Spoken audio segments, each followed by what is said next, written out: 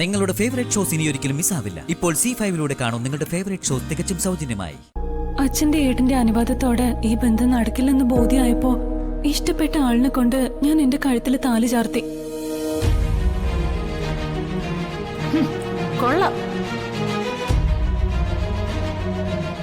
അച്ഛന്റെ ആഗ്രഹത്തിനെതിരായി അണുവിട ചലിക്കാത്തവള് ഒരു സ്വയംവരം നടത്തി വന്നിരിക്കുന്നു. ഒരു തറവാടുത്തം. മോളെ കെട്ടുന്നവൻ സമ്പന്നനും വിദ്യാസമ്പന്നനും ആയിരിക്കണോ അത്രേ? ഈ നിൽക്കുന്ന മാധവൻ കേറിക്കിടക്കാൻ കുടിലുപോലും ഇല്ലാത്തവനാ. ഏതായാലും മോള് കണ്ടെത്തി തന്ന മരുമകൻ പരമ ദരിദ്രവാസി ആയിപ്പോയല്ലോ വർമ്മേ.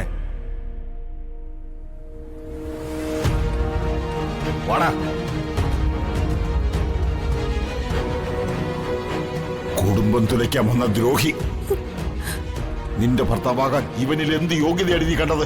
എന്തൊക്കെ അയോഗ്യതകൾ നിങ്ങൾ ഇദ്ദേഹത്തിൽ കൽപ്പിച്ചാലും എന്റെ കഴുത്തിൽ താലി ചാർത്തിയ ഭർത്താവാണ്. എനിക്കുള്ളതെല്ലാം എന്റെ ഭർത്താവിന് അവകാശപ്പെട്ടതാ. സ്വത്ത് മോഹിച്ചൊരു പെണ്ണിന്റെ ജീവിതം തൊലച്ച പട്ടി.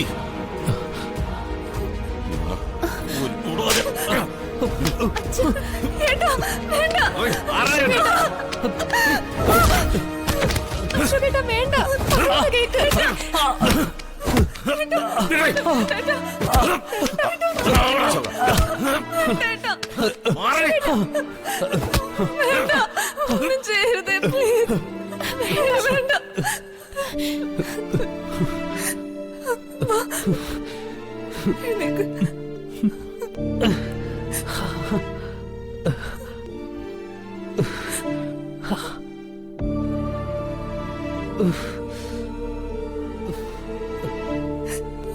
സ്വന്തമായിട്ട് സ്വത്തും വീടൊന്നും ഇല്ലാത്തതാണ് എന്റെ ഭർത്താവിന്റെ അയോഗ്യതയെങ്കിൽ അത് ഞാൻ അങ്ങ് സഹിച്ചു.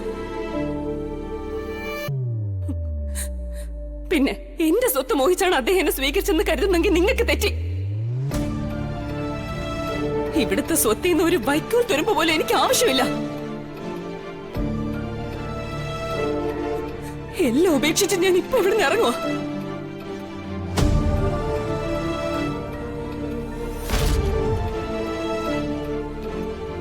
ഇനി ഈ ജീവിതത്തില് എനിക്ക് സ്വന്തമായി ഒരു 3 നില കെട്ടിടം ഉണ്ടാവുമ്പോ അതിന്റെ പാല് കാച്ചി ക്ഷണിക്കാൻ മാത്രമേ ഞാൻ ഈ വീട്ടിൽ കാലുകുത്തൂ.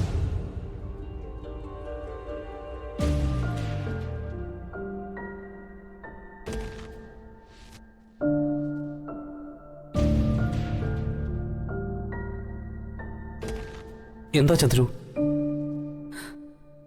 തറവാട്ടിൽ നിന്ന് ഇറങ്ങുന്നതിന് മുമ്പ് ഞാൻ എന്താ പറഞ്ഞത്?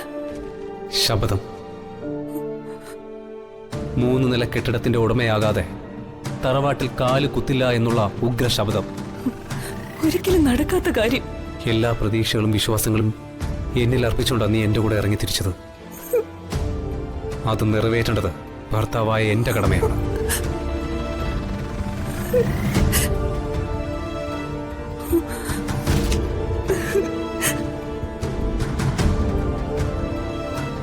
എല്ലാം ഇന്നലെ കഴിഞ്ഞതുപോലെ. ഇതുവരെ നിനക്ക് നൽകിയ വാക്ക് പാലിക്കാൻ എനിക്ക് കഴിഞ്ഞിട്ടില്ല. ഡൗൺലോഡ് ചെയ്യൂ C5 ആപ്പ്. കാണൂ എല്ലാ എപ്പിസോഡുകളും സൗജന്യമായി.